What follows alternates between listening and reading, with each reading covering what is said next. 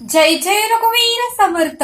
समर्थ म्हणतात की आत्महत्या करणे हे पाप आहे. समर्थ म्हणतात की आत्महत्या करणे हे पाप आहे आणि म्हणून समर्थ म्हणतात की मनुष्याचा जन्म समर्थ म्हणतात की मनुष्याचा जन्म सहजासहजी प्राप्त होत नाही. मनुष्याचा जन्म सहजासहजी मिळत नाही आणि म्हणून समर्थ म्हणतात की 50% पाप आणि 50% पुण्य मिळाल्यावरच मनुष्य जन्म मिळतो. 50% पाप आणि 50% पुण्य मिळाल्यावर मनुष्य जन्म आपल्याला प्राप्त होतो, आपल्याला मनुष्य जन्म मिळतो. आणि म्हणून समर्थ म्हणतात की आपला जन्म लाख मोलाचा आपला देह आहे. समर्थ म्हणतात की लाख मोलाचा आपला देह आहे आणि एवढ्या सहजासहजी या देहाला संपवून टाकू नका. समर्थ म्हणतात की एवढ्या सहजासहजी आपल्या देहाला संपवून टाकू नका असं समर्थ आपल्याला इथे सांगतात. आणि म्हणून समर्थ म्हणतात की एकदा का आपण आत्महत्या केली, समर्थ म्हणतात की एकदा का आपण आत्महत्या केली की पुन्हा 84चा फेरा आहे आणि पुन्हा त्या योनीमध्येही प्रत्येक योनीमध्ये आपल्याला आत्महत्याच करावी लागते. आणि म्हणून समर्थ म्हणतात की म्हणून समर्थ म्हणतात की पुन्हा जर आपलं पुण्य वाढलं तर मनुष्य जन्म मिळणार आहे. पुन्हा जर त्या फेऱ्यातून आपण मुक्त झालो आणि पुन्हा जर आपलं पुण्य वाढलं तर आपल्याला मनुष्य जन्म मिळणार आहे. आणि म्हणून समर्थ म्हणतात की आत्महत्या करू नका. पण ज्या वेळेस आपल्याला मनुष्य जन्म मिळतो त्यावेळेस मात्र त्याच्या दुप्पट आपल्याला त्रास सहन करावाच लागतो, दुप्पट त्रास आपल्याला फेडावाच लागतं. त्याशिवाय या जन्म मृत्यूतून आपली मुक्तता होत नाही, त्याशिवाय आपल्याला सायुज्य मुक्ती मिळत नाही. हा फेरा चालूच राहतो. आणि म्हणून समर्थ म्हणतात की आत्महत्या करणे महापाप आहे असं समर्थांनी सांगितलं.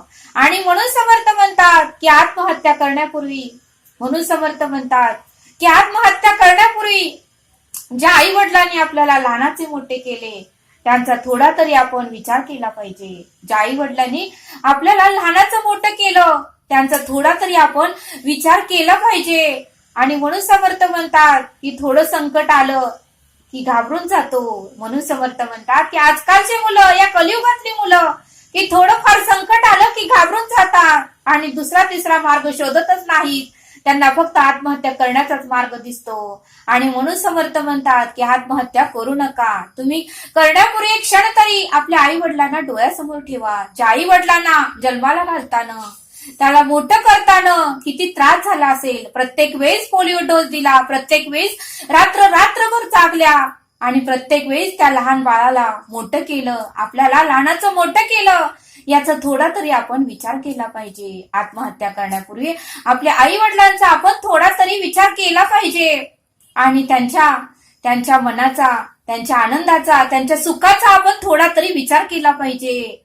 जसं आपण आपल्या आई वडिलांकडून काहीतरी इच्छा अपेक्षा करतो तसं त्या आई वडिलांनाही आपल्याकडून काहीतरी इच्छा आणि अपेक्षा असतातच. त्या आई वडिलांनाही आपल्याकडून काहीतरी इच्छा आणि अपेक्षा असतातच. आणि म्हणून ते आई वडील आपल्याला हाताच्या पोडासारखं जपतात आणि लहानाचं मोठं करतात, उत्तमाचं संस्कार देतात, एक टाइम उपाशी राहतात, पण आपल्याला मात्र शिक्षण देतात. का तर माझा मुलगा मोठा व्हावा, माझी मुलगी मोठी व्हावी, मोठ्या पदावर जावं, तिलाही उत्तमाचा जॉब मिळावा, तीही मोठी बिझनेसमॅन व्हावी आणि तीही उत्तमाचा पगार तिला प्राप्त व्हावा, उत्तमाचं तिचं सगळं काही व्हावं असं त्या आई वडिलांची इच्छा असते. आणि आपण मात्र त्यांचं स्वप्न एक क्षणभरात सगळं काही नष्ट करून टाकतो. आपण मात्र आत्महत्या करून त्यांचं स्वप्न एक क्षणात नष्ट करून टाकतो. आणि म्हणून समर्थ म्हणतात की आत्महत्या करण्यापूर्वी आपण थोडा तरी विचार केला पाहिजे. आणि म्हणून समर्थ म्हणतात की संकट आली, त्रास आला, वेदना आलं, दुःख आलं म्हणून घाबरू नका.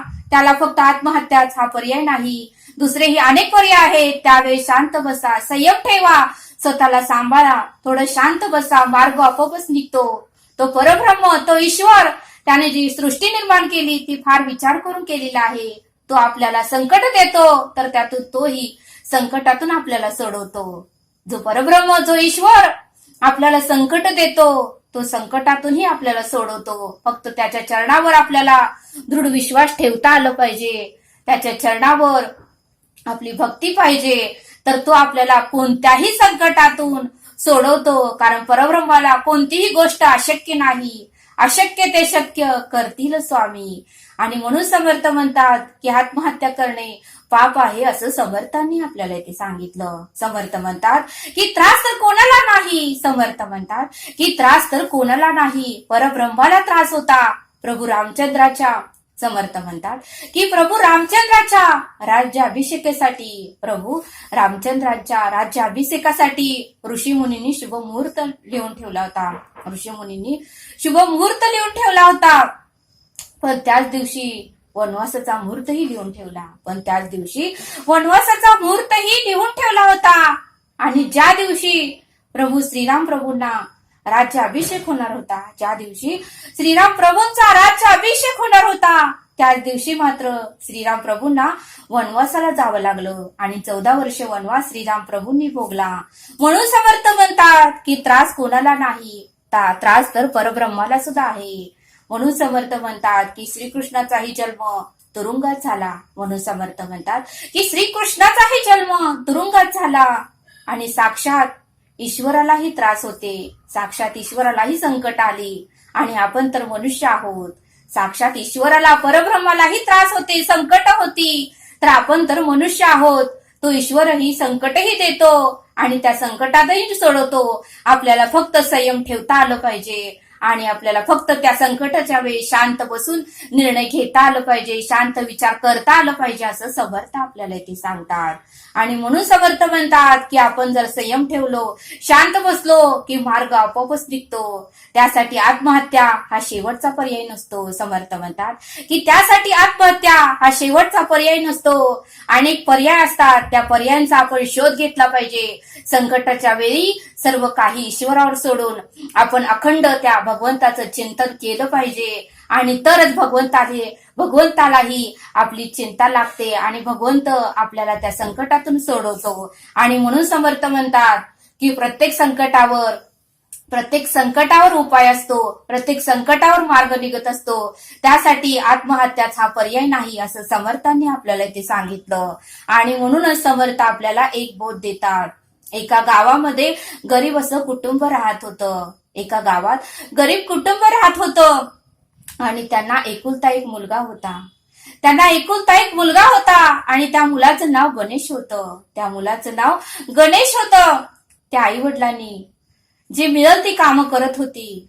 आई वडील मिळेल ती कामं करत होती, कष्ट करत होती. पण गणेशला मात्र मोठं करायचं, त्याला संस्कार द्यायचं, त्याला शिक्षण द्यायचं, असाच त्यांचा विचार होता. आणि ते आई वडील आयुष्यभर कष्ट केले आणि गणेशला ग्रॅज्युएशन पर्यंत शिक्षण त्यांनी दिलं. आणि गणेशला सांगितलं की तू आता कोठेतरी नोकरी बघ. त्यावेळेस गणेशही नोकरीच्या शोधात होता. त्यानेही एक वर्तमानपत्र खरेदी केलं आणि त्या वर्तमानपत्रामध्ये एक नोकरीसाठी जागा होती.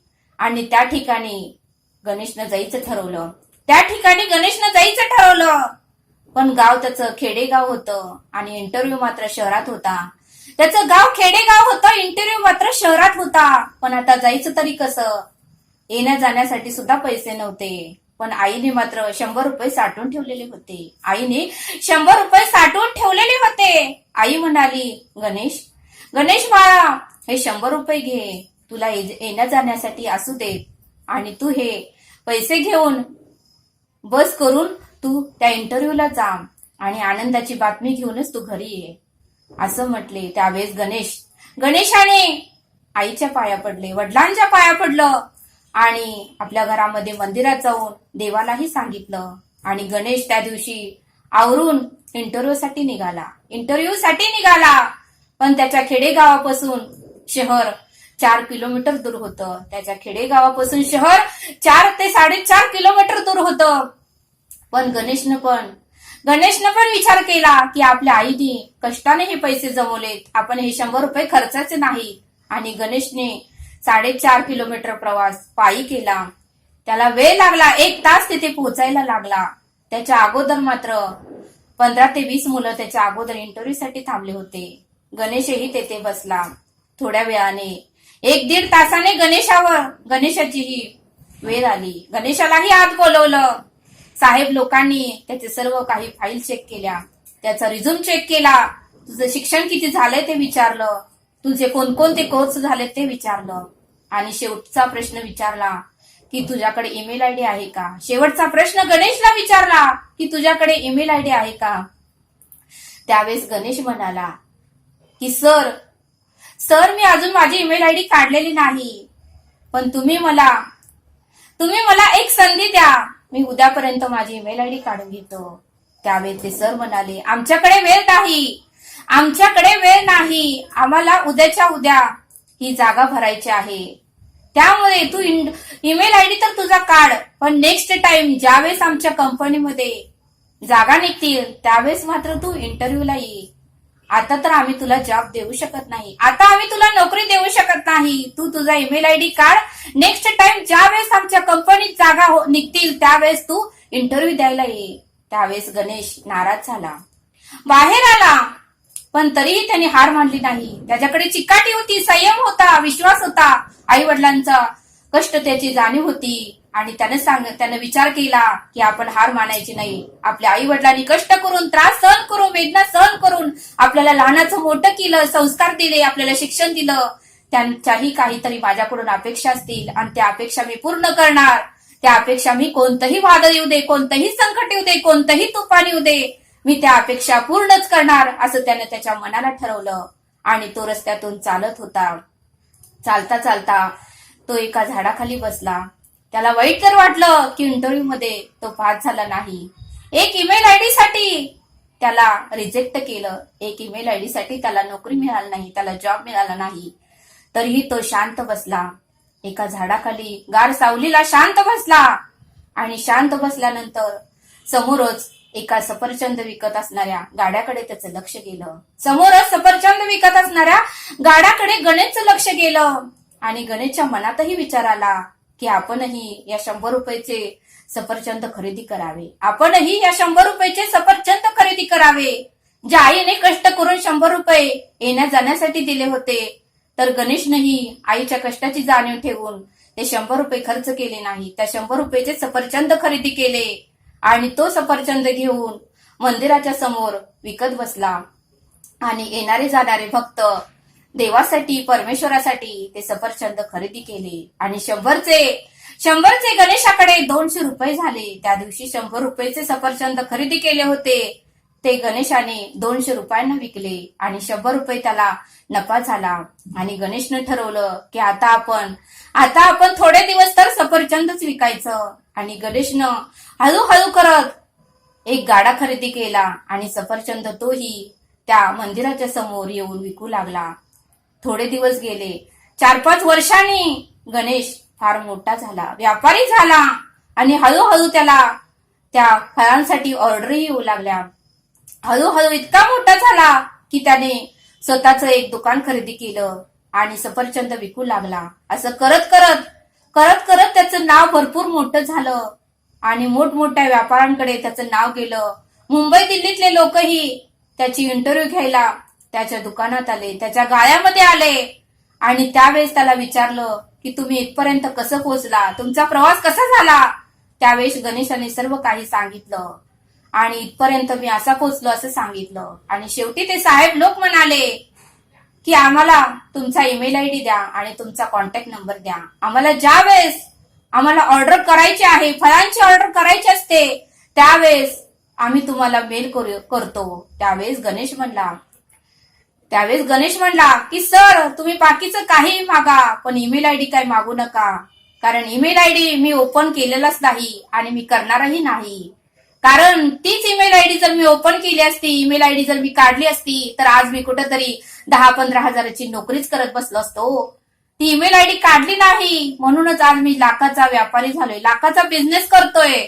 ती ईमेल आयडी काढली असती तर 10-15 हजारावरच मी नोकरी करत बसलो असतो. तुम्हाला ऑर्डरच करायची असेल ना तर अनेक पर्याय आहेत, त्यासाठी ईमेलच आयडी पाहिजे असं काही नाही. तुम्ही व्हॉट्सअपवर मला ऑर्डर करू शकता, तुम्ही मला कॉन्टॅक्ट साधू शकता, माझ्या माणसांशी तुम्ही बोलू शकता.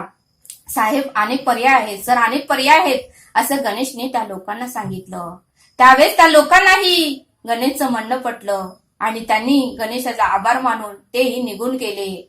मग समर्थ म्हणतात की या कथेचा बोध काय आहे, तर त्या गणेशनेही एवढे संकट आले, एवढा त्रास झाला, तरीही त्यानं हार मानली नाही, तरीही त्यानं आत्महत्येचा विचार केला नाही.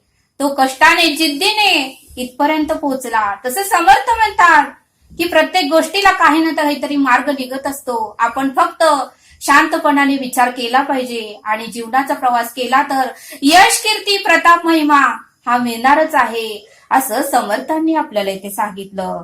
आणि म्हणून समर्थ म्हणतात की त्रास आणि दुःख आणि वेदना तर संत ज्ञानेश्वरांनाही होत्या, संत निवृत्ती नाथांनाही होत्या, सोपान देवांनाही होत्या आणि मुक्ताबाईलाही होत्या.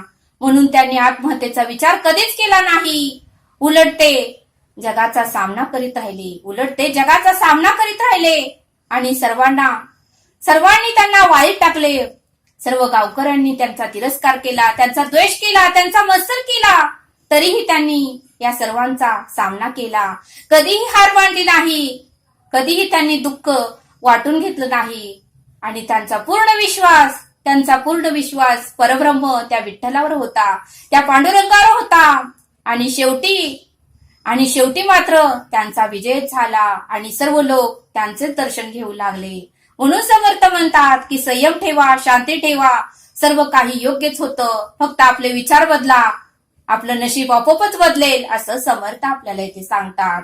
आणि म्हणून समर्थ म्हणतात की संकट आले म्हणून आत्महत्या करणे हा विचार पूर्णपणे चुकीचा आहे, असं समर्थांनी आपल्याला इथे सांगितलं. समर्थ म्हणतात की संत मीराबाईंना विषाचा ग्लास सासरच्या लोकांनी दिला. संत मीराबाईंना तर विषाचा ग्लास सासरच्या लोकांनी दिला, पण तिची ही दृढ भक्ती, तिची ही दृढ विश्वास त्या श्रीकृष्णावर होता.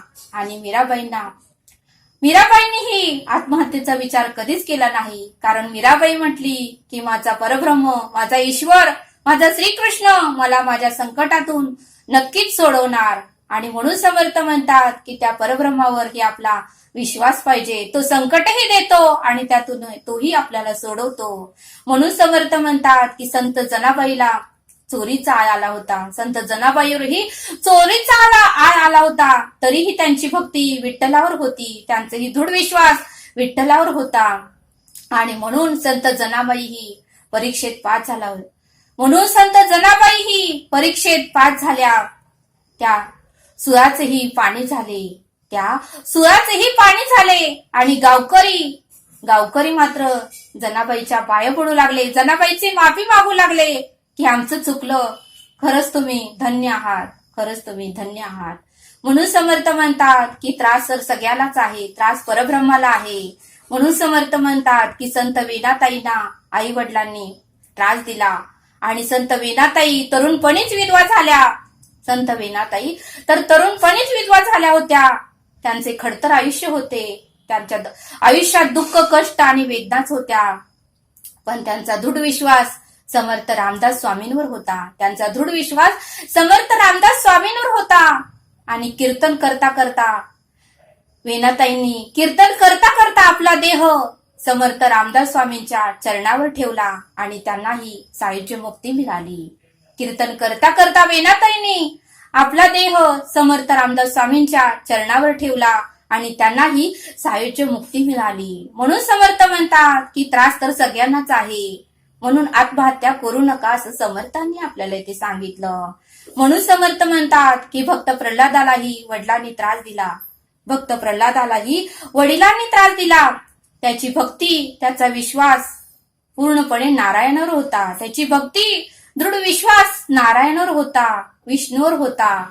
आणि शेवटी नारायण त्याचे रक्षण करण्यासाठी आले. शेवटी मात्र नारायण प्रल्हादाचे रक्षण करण्यासाठी आले. म्हणून समर्थ म्हणतात की आपला दृढ विश्वास भगवंताच्या चरणावर पाहिजे. आपण संकटाच्या वेळेस शांतपणाने निर्णय घेता आला पाहिजे. आणि म्हणून समर्थ म्हणतात की संत लोकांना, अनेक मोठ्या गुरूंना खूप त्रास, वेदना आणि दुःख झाले, तरीही त्यांनी स्वतःला संपवण्याचा विचार कधीच केला नाही. म्हणून समर्थ म्हणतात की देवी सरस्वतीची, देवी शारदेची मनोभावी भक्ती करा. देवी शारदेची मनोभावी भक्ती करा. तिच्यावर श्रद्धा ठेवा आणि स्वतःमधला आत्मविश्वास वाढवा आणि स्वतःमध्ये जिद्द असू द्या. एखादं काम पूर्ण करण्याची चिकाटी ठेवा. चित्त एकाग्र करा आणि नेहमी सकारात्मक विचार करा. नेहमी सकारात्मकच विचार करा.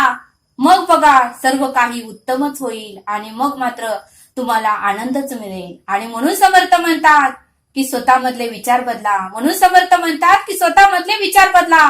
स्वतःला आनंदित ठेवण्याचा प्रयत्न करा आणि आपल्या संपर्कात येणाऱ्या सर्व व्यक्तींना आनंद द्या. आपल्या आई वडिलांनाही आनंद द्या असं समर्थांनी आपल्याला इथे सांगितलं. आणि म्हणून समर्थ म्हणतात की आपल्या आई वडिलांनी इतरांना ताट मान करून सांगावे. आपल्या आई वडिलांनी इतरांना ताट मान करून सांगावे की हा माझा मुलगा आणि ही माझी मुलगी आणि आम्ही खरंच नशीबवान आहोत. त्या आई वडिलांनी इतरांना सांगावे की हा माझा मुलगा ही माझी मुलगी आणि आम्ही खरंच नशीबवान आहोत. म्हणून आमच्या पोटी उत्तम गुणी मुलं जन्माला आली. आम्ही खरंच नशीबवान आहोत म्हणून आमच्या पोटी उत्तम आणि गुणी मुलं जन्माला आली. असे आपल्या आई वडिलांनी इतरांना सांगावे. असे आपण काहीतरी त्या आई वडिलांना त्या समाजाला करून दाखवलं पाहिजे असं समर्थांनी आपल्याला इथे सांगितलं. आणि म्हणून समर्थ म्हणतात की आपण आणि आपली आई. म्हणून समर्थ म्हणतात की आपण आणि आपले आई वडील ताट मानेने जगासमोर उभारता यावे. आपण आपले आई वडील ताट मानेने जगासमोर उभारता यावे. अशी आपली कर्म उत्तमाची असावी. आपले विचार उत्तमाचे असावे असं समर्थांनी आपल्याला इथे सांगितलं. आणि म्हणून समर्थ म्हणतात की विचार बदला, नशीब बदलेल. आणि त्यासाठी आत्महत्या करणे हाच पर्याय नाही. अनेक पर्याय आहेत. फक्त तुम्ही मार्ग शोधा, तुम्हाला वाट सापडेल असं समर्थांनी आपल्याला इथे सांगितलं. समर्थ आपल्याला एक श्लोक सांगतात. हरी कीर्तने प्रीती रामी धरावी, देहे बुद्धी निरूपणी विसरावी, परद्रव्य आणि कांता परावी, यदर्थी मना सांडी जीवी करावी. या श्लोकाचा अर्थ समर्थ सांगतात की सगुण साकार अशा भगवंतावरील भक्तिप्रेम वाढवण्यासाठी हरिकीर्तन करावे. सगुण साकार अशा भगवंतावरील भक्तिप्रेम वाढवण्यासाठी हरिकीर्तन करावे. रामावर प्रीती करावी, श्रीरामांवर प्रीती करावी. त्याच्या अवतरलीला सांगाव्या, श्रीरामांच्या अवतरलीला सांगाव्या आणि ऐकाव्या. त्यांचे रूपगुण पराक्रमाचे वर्णन करावे आणि श्रीरामांचे कौतुक करावे. आणि निरूपण करताना आणि ऐकताना देहबुद्धी फार विसरून जावी. मनातून परद्रव्य आणि परस्त्री विषयक विचारच काढून टाकावा. मनातून परद्रव्य आणि परस्त्री विषयक विचारच काढून टाकावा. असा या श्लोकाचा अर्थ समर्थांनी आपल्याला येथे समजावून सांगितला. तरी आता आपण येथेच थांबूया. या चॅनलवर नवीन असाल तर चॅनलला सबस्क्राईब करा. व्हिडिओ आवडल्यास लाईक करा. भेटूया पुढील भागात. जय सद्गुरू.